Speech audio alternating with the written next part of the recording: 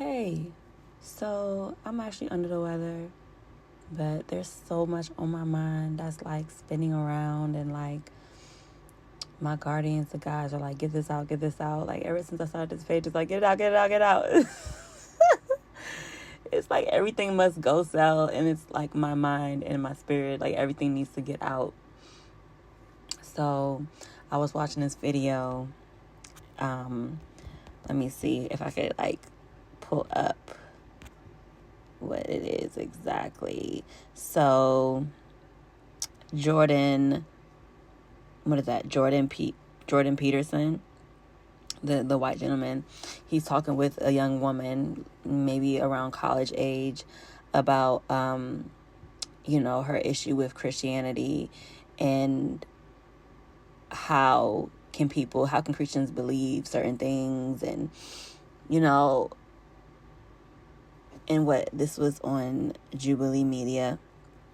So they have that on there. Jordan Peterson and 20 Atheists.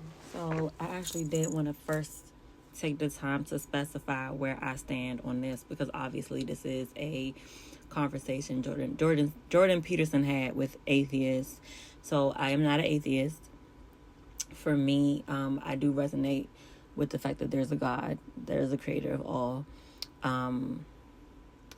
However, I left Christianity a while ago, due to the murkiness of I just didn't agree with certain things. I didn't agree with certain things. I did not agree, and I do not like the fact that it was basically built on bloodshed and manipulation. And these are dark vibrations. These are lower vibration energies that has created Christianity. And I feel as though the beings in the Bible did not consider themselves Christians, because the term Christian was not even around when they were around. So that being said, I do not resonate with being a Christian.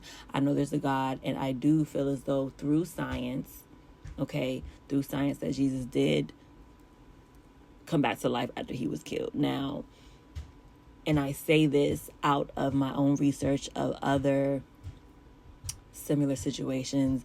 I say this information based on me studying quantum physics, and I still want to study more, but the amount that I have understood is that genetically atoms are able to do things that Jesus did, that Jesus is claimed to have done. So if quantum physics has observed atoms do this at a smaller level, what more so than humans? That is a smaller aspect of ourselves. So if one individual, Jesus, can tap into this knowledge and this ability, why is it so hard to believe? Now, not only that, there's other books that I'm reading that speak on phenomenons of people using their minds for almost superpower-esque ways. Now, I'm going to stop there because I'm not trying to go off on a tangent, because that's a whole nother discussion. In the conversation, Peterson is telling the young lady, the questions that you have for me, you have reached the limit of what I can say. You are on the precipice of, I can't answer these questions. So for me, it's what I see through this conversation is that Christianity has reached its limits with society. It has reached its limits.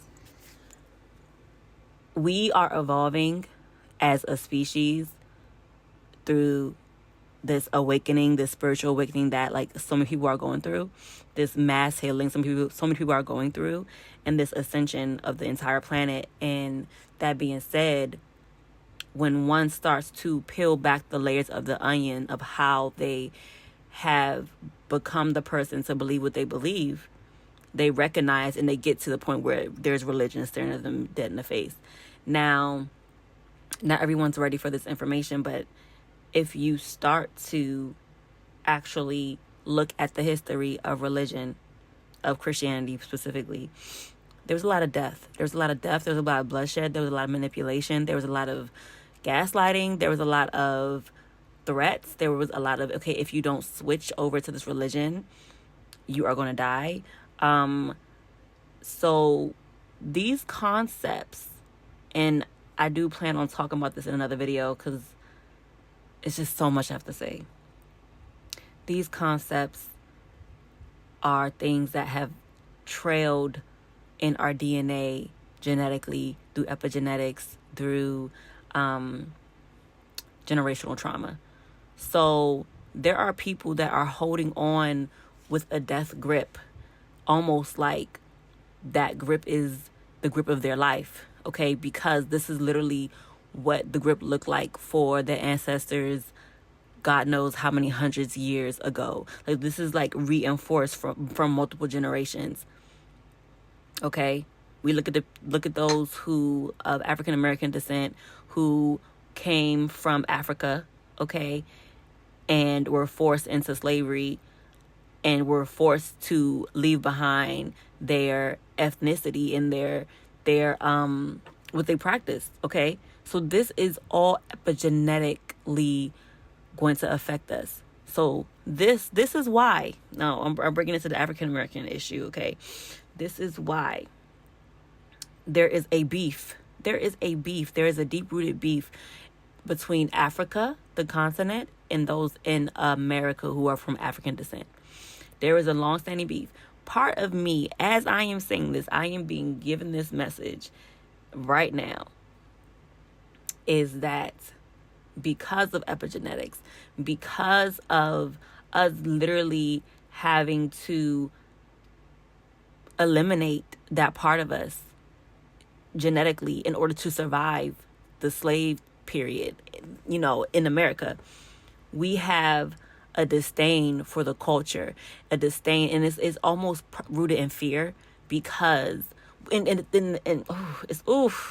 it's rooted in fear because of what our ancestors had to go through in terms of deleting and leaving that part of themselves behind, that African culture. But then that part of us, it's like we not even aware, like, because this happened so long ago, right? And it's not in our actual mental memory, but this is in our genetic memory and our DNA memory. Because it happened so long ago, we do not even understand the root of the tension. We do not understand the root of the tension. It's not in our actual memory banks, like in our mind. Like, okay, yeah, this happened. This African did this to me, and now I'm like mad. No, this is genetic, okay? And one of the things I do want to address is at some point, because so much, is how to heal racial trauma, how to heal racial generational trauma, how to heal the epigenetics of, what has gone on in our Black community, and how Christianity has played a role in that as well, and obviously there are other peoples who are not African American that have also been affected, by Christianity in a negative way. And while there are good components of Christianity, for me in my walk, it's like a foundation. It's a good foundation, but if you're going to stop there, you're missing out on a lot. And if you're going to stop there, and if you're going to take the interpretations of the Bible that people are giving to you in the Christian faith, you're missing out on a lot. You're missing out on a lot of information. Jesus was to have gone and studied in Tibet and studied in India. Now, if you look at his teachings, there are a lot of parallels. And if you look at the Apocrypha, the books that are not in the Bible, okay, these are the books they're like, okay, we're not even going to acknowledge these. Why? Why did the Council of Nicaea, those who put the Bible together, why did they take those out? Because it's so funny, because when you actually assess and compare the biblical text to what is in these apocrypha, you can tell how your spirit, I'm going to say your spirit, if you have a clear spirit, if you have a spot in your spirit that is very clear and very discerning, and I say a spot because, okay, so for me, we all are core light beings. We get things like trauma attached to us that can darken that light aura, okay? But I'm saying if you have a slither, even a slither of light coming straight through when you're reading this information, you're taking in this information, you're going to see it as true. Now, if you're seeing this from the dark side of yourself, where you have fear and all of this, and you're thinking about the trauma, and your body is remembering the trauma from your ancestors, it's going to be blocked. This information is without a doubt going to be blocked. You're going to look at it with fear. You're going to reject it automatically. You're not going to assess it. You're not going to analyze it. You're going to automatically reject it, because that is actually a psychological process that us humans do that I'm about to go into in another video, because that's a whole another video of things that has changed my life completely when it comes to the knowledge that God has put in front of me, that I asked God, please give me wisdom, and God has given me information after information after, like flowing like a river, like a waterfall. So I don't want to take y'all too much time, because I could really talk on and on and on. And my poor phone, my poor videos, my poor computer in the lack of space it got. So I just really wanted to touch on this, because we have to heal. And not just as African Americans. Yes, African Americans do as well. But every ethnicity out here, the Native Americans, there's probably some white trauma, like some Caucasian trauma that happened, you know what I'm saying, like a while ago. Thus why I'm not going to say all white people, but certain people in history who have exploited others, you know what I'm saying, manipulated others. There's something in their background. There's something in their epigenetics that had them thinking, okay, well, I need to do this to these people, or I'm going to, you know what I'm saying, die, or I'm not going to have enough, or I'm going to, like, the fear is the root of the darkness in the world. Even if people are doing you dirty, even looking at some of these leaders, even if some of these leaders are like, yo, you know, I gotta start this fight. I gotta start this war, because if I don't do this, I'm not gonna have enough for my own people. This is all fear. There's no reason for us to be fighting against each other when we have more than enough. And if you want to say we don't have more than enough, we have more than enough knowledge, creativity, willpower, and most importantly, we have the divine on our side. If we really wanted to do something that's going to help everybody, because if we want to do something that's going to help everybody, it's going to happen. Because God going to be like, all right, well, like, I see you doing this to benefit not just yourself, but everybody else. Okay, here we go. But the issue with that in the past has been the dark entities have been so strong, but now things are turning. The balance scale is balancing back out to where that the people who have been sleeping, the people who have been oppressed and not healed and carrying around this baggage from our ancestors, we like realizing we carrying it. We didn't even know we was carrying this for this whole time. Like, we like, oh, we just gonna keep going. We're just gonna keep moving. Oh, I gotta get a job. I gotta do this. I gotta do that. I gotta go be busy. I gotta go survive. I gotta make money. Gotta eat. Whatever. You know what I'm saying? Being completely distracted. Oh, let me go entertain myself. Let me go watch a movie. Let me go. Once you start meditating, once you start analyzing, once you start asking and receiving, because, you know, to receive, you got to ask for it first. Your mind will never be the same. My mind is never, I literally feel like I'm a different person, like, every day. Like, every day, because of the capacity of knowledge, the capacity of just processes I'm working on a daily basis. And it's like, the more you have challenges, the stronger and the more of who you were you become. Like, you become less of who you were. You continuously, like, the more struggle. So it reminds me of the Bible. It's like, okay, the meek will inherit the earth. And it's like, the people that have been going through the hardest, because of us going through the hardest times, we have built ourselves up to a certain capacity where, like, we know without a shadow of a doubt God is with us. Like, we've been through fire. We're going through fire. We're still going through fire. You know what I'm saying?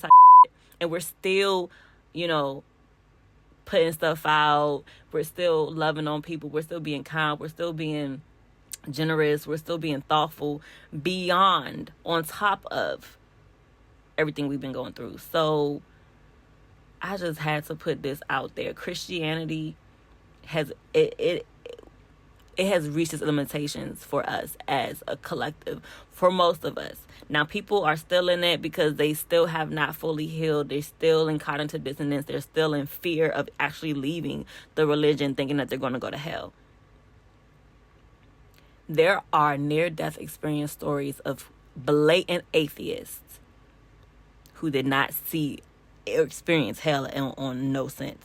So if one sits and thinks about that, so why did they not have to do that? There's so much into this, and I do not want to keep rambling because I will keep going, and I need to stop right there. I need to stop. Okay, so I would love to show y'all my video. I'm just sick, and I was like, I really want to do this video, but it's like, I'm sick. So I just want to curl up in a ball somewhere and get a blankie and, a sippy cup. Like, that's what I want to do. But nah, I'm about to go make me some tea with some fresh ginger. Hopefully this knocks this crap out because I ain't really trying to be sick. I've been doing good. It's been like weeks, months, no sickness. And now, like, it's all hot outside. Ain't that a beep? All right, well. All right, y'all, let me get out of here. Bye. Oh, and I hope your day is as radiant as you are.